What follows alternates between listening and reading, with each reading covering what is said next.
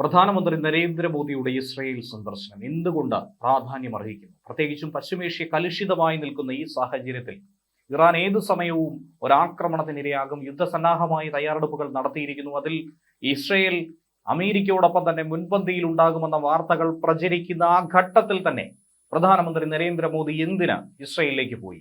തിരിച്ചെത്തുന്നത് ആ കരുത്തിനെയും കൊണ്ടാണോ?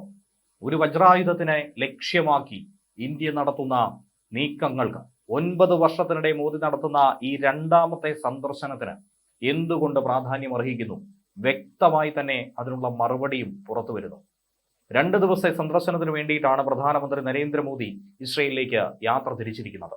രാവിലെ 9 മണിക്ക് ഇസ്രയേലിലേക്ക് തിരിച്ച മോദിക്ക് പ്രധാനമന്ത്രി ബെഞ്ചമിൻ നെതന്യാഹുവിന്റെ നേതൃത്വത്തിൽ സ്വീകരണം, വലിയ ഗംഭീര സ്വീകരണമാണ് ഒരുക്കുന്നത്. ഇസ്രയേൽ പ്രധാനമന്ത്രി നരേന്ദ്രമോദി പ്രത്യേക ചർച്ചയും നടത്തിയിരിക്കും. പ്രതിരോധം, സുരക്ഷ, തൊഴിൽ, വാണിജ്യം, ആർട്ടിഫിഷ്യൽ ഇന്റലിജൻസ്, സാങ്കേതികവിദ്യ, കൃഷി തുടങ്ങിയ വിവിധ മേഖലകളിൽ സഹകരണം മെച്ചപ്പെടുത്താനുള്ള ധാരണാപത്രത്തിൽ അടക്കം ഒപ്പിടും. പ്രതിരോധ രംഗം തന്നെയാണ് ഏവരും ഉറ്റുനോക്കുന്ന വിഷയം. കാരണം ഓപ്പറേഷൻ സിന്ദൂറിന് ശേഷം ഏവരും പ്രതിരോധ മേഖലയുടെ കരുത്തിന് വേണ്ടി ഇന്ത്യ കൂടുതൽ സമയം ഇൻവെസ്റ്റ് ചെയ്യേണ്ടതുണ്ട്, പണം ഇൻവെസ്റ്റ് ചെയ്യേണ്ടതുണ്ട്, പുതിയ സാങ്കേതിക വിദ്യകൾ നാം പരീക്ഷിക്കേണ്ടതും മെച്ചപ്പെടുത്തേണ്ടതുമായിട്ടുള്ള ആവശ്യകതയെക്കുറിച്ച് ഏവരും എടുത്തു പറയുന്നു. അതുകൊണ്ട് തന്നെ പ്രതിരോധ രംഗത്ത് കൂടുതൽ സഹകരണത്തിനുള്ള തീരുമാനങ്ങൾ ഈ കൂടിക്കാഴ്ചയിൽ ഉണ്ടാകുമെന്നാണ് വിദേശകാര്യ മന്ത്രാലയ വൃത്തങ്ങളിൽ നിന്ന് കിട്ടുന്ന സൂചന. കേന്ദ്ര പ്രതിരോധ സെക്രട്ടറി RK സിംഗ് നവംബറിലായിരുന്നു ഇസ്രയേൽ സന്ദർശനം നടത്തിയത്. ഇസ്രയേൽ സേനയുടെ കരുത്തനായിട്ടുള്ള വജ്രായുധമായിട്ടുള്ള അയൺ ഡോം അത് വാങ്ങാനുള്ള ഒരു പദ്ധതി ഇന്ത്യക്കുണ്ടെന്ന് അന്നു മുതലേ വാർത്ത പ്രചരിച്ചതായിരുന്നു. അയൺ ഡോം എന്തുകൊണ്ട് ഇന്ത്യ വാങ്ങണം എന്നുള്ളതിന് വ്യക്തമായ ഉത്തരം നമുക്ക് ഏവർക്കും അറിയാവുന്നത് കൂടിയാണ്. പാകിസ്ഥാനോ അതുപോലെ തന്നെ അതിർത്തി മേഖലയിൽ ഉണ്ടാകുന്ന കലുഷിതമായ സാഹചര്യങ്ങളിലോ ഇന്ത്യക്ക് ഒരു ഭീകരാക്രമണം ഏത് രീതിയിലും പ്രതീക്ഷിക്കാവുന്നതാണ്. അതിർത്തി മേഖലകളൊക്കെ തന്നെ അസ്വസ്ഥമായി ഇനി മുന്നോട്ട് പോകാനുള്ള സാധ്യതയും കൂടുതലാണ്. ഇന്ത്യയുടെ വളർച്ചയ്ക്കനുസരിച്ചുകൊണ്ട് ശത്രു രാജ്യങ്ങളുടെ ആക്രമണ രീതിയും പല രീതിയിലായിരിക്കും. കാലോചിതമായി അവർ ആ പദ്ധതിയും പുനരാവിഷ്കരിക്കുന്നുണ്ട്. അതുകൊണ്ട് തന്നെ ഇന്ത്യ വളരെ ശ്രദ്ധയോടെ, ജാഗ്രതയോടെ അതിർത്തി വേലികൾ കെട്ടിയടച്ച് അതിർത്തി സുരക്ഷ കൂടുതൽ കർശനമാക്കി മുന്നോട്ട് പോകണം. നിലവിൽ റഷ്യയുടെ കരുത്തനായിട്ടുള്ള S-400 അടക്കമുള്ള സുദർശന ചക്രം അടക്കമുള്ള സുരക്ഷാ സന്നാഹങ്ങളാണ് കാത്തു സൂക്ഷിക്കുന്നതെങ്കിൽ ഇസ്രയേൽ കാലാകാലങ്ങളായി അവരുടെ പ്രധാന പ്രതിരോധ കവചമായിട്ടുള്ള അയൺ ഡോം അത് നമുക്ക് സ്വന്തമാക്കാനുള്ള ഒരു അവസരം കൂടി തുറന്നു നൽകുന്നു എന്ന സൂചന കിട്ടുന്നു. ഇന്ത്യയും ഇസ്രയേലും തമ്മിലുള്ള ബന്ധം കഴിഞ്ഞ 3 ദശാബ്ദങ്ങളായി ശക്തമായി വളർന്നു വരുന്നതാണ്. പ്രത്യേകിച്ച് പ്രധാനമന്ത്രി നരേന്ദ്രമോദിയുടെ കടന്നുവരവിന് ശേഷം ഈ ബന്ധമാകട്ടെ വ്യാപാര, പ്രതിരോധ, നയതന്ത്ര മേഖലകളിലൊക്കെ കൂടുതൽ സുസ്ഥിരവും തന്ത്രപ്രധാനവുമായി മാറിയിട്ടുള്ളത് നമ്മളേവരും കണ്ടു. ഇന്ത്യ ഇസ്രയേൽ പങ്കാളിത്തത്തിലൂടെ കൈവരിച്ച സുപ്രധാന പുരോഗതി ഇരു നേതാക്കളും എന്തായിരുന്നാലും ഇത്തവണ അവലോകനം ചെയ്ത് അതനുസരിച്ചു കൊണ്ടുള്ള ഒരു നീക്കം തന്നെയായിരിക്കും ഇത്തവണ മുന്നോട്ട് പോകുന്നത്.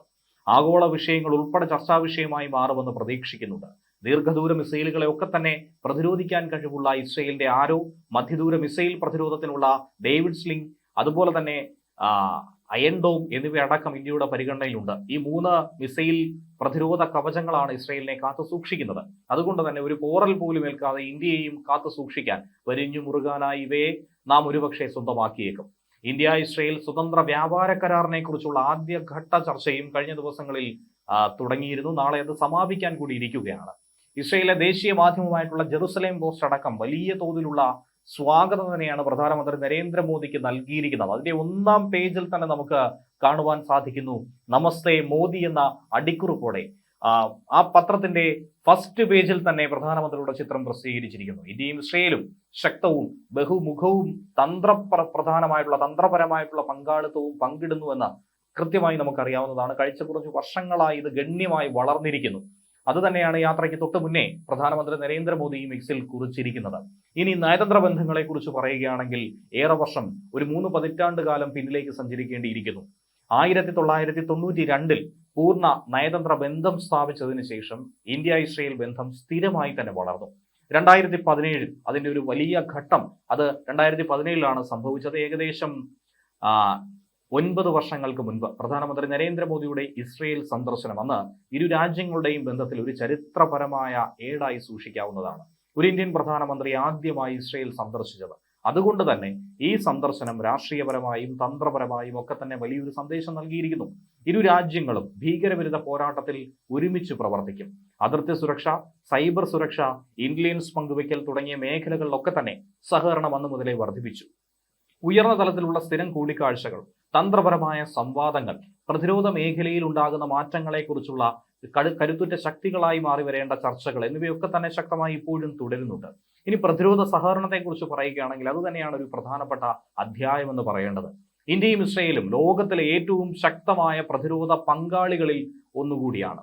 റഷ്യയ്ക്ക് ശേഷം ഇന്ത്യ ഏറ്റവും അധികം ആയുധങ്ങൾ വാങ്ങിക്കൂട്ടുന്ന ഒരു പ്രധാന രാജ്യമായി ഇസ്രയേലിനെ കണ്ടിരിക്കുകയാണ്. സ്ഥിരമായി മുൻനിരയിൽ തന്നെ അവർ നിലകൊള്ളുന്നുണ്ട്. പ്രധാന പ്രത്യേകതകൾ എന്ന് പറയുമ്പോൾ നമ്മൾ ഏറ്റവും കൂടുതൽ ആശ്രയിക്കുന്നത് അവരുടെ ആധുനിക സാങ്കേതിക വിദ്യ കൂടിയാണ്, ആയുധ സംവിധാനങ്ങൾ കൂടിയാണ്. പ്രധാനമായും UAV-കൾ, ഡ്രോണുകൾ, മിസൈൽ സംവിധാനങ്ങൾ, റഡാർ, ഇലക്ട്രോണിക് യുദ്ധ സംവിധാനങ്ങൾ, വാർഫെയറുകൾ എന്നിവയിലൊക്കെ ഇസ്രയേൽ തന്നെയാണ് മുൻനിരക്കാർ. ഇന്ത്യക്ക് ഏറ്റവും പ്രധാനപ്പെട്ട വിതരണക്കാരും അവർ തന്നെയാണ്. ഇനി സംയുക്തമായിട്ടുള്ള വികസന പദ്ധതികളും ആവിഷ്കരിച്ചിട്ടുണ്ട്. മേക്ക് ഇൻ ഇന്ത്യ എന്ന പദ്ധതിയുടെ ഭാഗമായി സാങ്കേതിക കൈമാറ്റം, സംയുക്ത ഉൽപാദനം, സമഗ്ര വികസനം ഒക്കെ തന്നെ ശക്തമായി ഇതുവരെ നാം നടപ്പിലാക്കി പോരുന്നുണ്ട്. അക്കൂട്ടത്തിൽ ഒരു ഉദാഹരണം പറയേണ്ടത് ബാരക് 8 മിസൈൽ പദ്ധതിയാണ്. ഇന്ത്യയും ഇസ്രയേലും ഒരുമിച്ച് ചേർന്ന് വികസിപ്പിച്ചെടുത്ത പ്രതിരോധ മിസൈൽ സംവിധാനം രണ്ടു രാജ്യങ്ങളുടെയും തന്ത്രപരമായ വിശ്വാസത്തിന്റെയും സഹകരണത്തിന്റെയും പ്രതിരോധ മേൽക്കൈയുടെയും ഉദാഹരണമായത് നമുക്ക് പറയാൻ സാധിക്കും. ഇനി രണ്ടു രാജ്യങ്ങളും നേരിടുന്ന ഭീകര ആക്രമണങ്ങൾ, ഭീകരവിരുദ്ധ സഹകരണം അത് കൂടുതൽ ഊട്ടിയുറപ്പിച്ചിട്ടുണ്ട്. രണ്ട് രാജ്യങ്ങളും ഭീകരവാദ ഭീഷണികളെ നേരിടുന്നത് കൊണ്ട് തന്നെ സമാന വെല്ലുവിളികൾ നേരിടുന്ന രാജ്യമായതുകൊണ്ട് ഇന്റലിജൻസ് പങ്കിടലും സൈനിക പരിശീലനവും ഒക്കെ തന്നെ ഇപ്പോഴും കരുത്തുറ്റതായി തുടരുന്നുണ്ട്. ഇസ്രയേൽ പ്രതിരോധ സാങ്കേതിക വിദ്യയിലെ മുന്നേറ്റവും ഇന്ത്യയുടെ വിപുലമായ സൈനിക ശേഷിയും ഒക്കെ ഒന്നിച്ചു ചേരുന്നത് ഈ കൂട്ടുകെട്ടിനെ കൂടുതൽ കരുത്തുറ്റതാക്കി മാറ്റുന്നുണ്ട്. ഇനി വ്യാപാര മേഖലയിലെ കാര്യങ്ങൾ, പ്രത്യേകിച്ചും ഇന്ത്യ ഇപ്പോൾ നടത്തിപ്പോരുന്ന സ്വതന്ത്ര വ്യാപാര കരാർ എന്ന ഒരു വലിയ ബാലിക മലയായിട്ടുള്ള ഹിമാലയൻ ടാസ്ക് ആയിട്ടുള്ള ആ ഒരു വിഷയം, അതിനെക്കുറിച്ച് കൂടി പറയേണ്ടതാണ്. വ്യാപാര രംഗത്തും രണ്ടു രാജ്യങ്ങളും ബന്ധം വളർത്തിയെടുക്കുന്നു.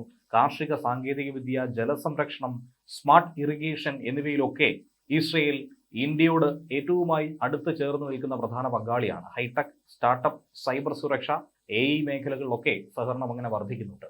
രണ്ടു രാജ്യങ്ങളെ സംബന്ധിച്ചുള്ള സ്വതന്ത്ര വ്യാപാര ഉടമ്പടിയെക്കുറിച്ചുള്ള ചർച്ചകൾ നടന്നു വരികയാണ്.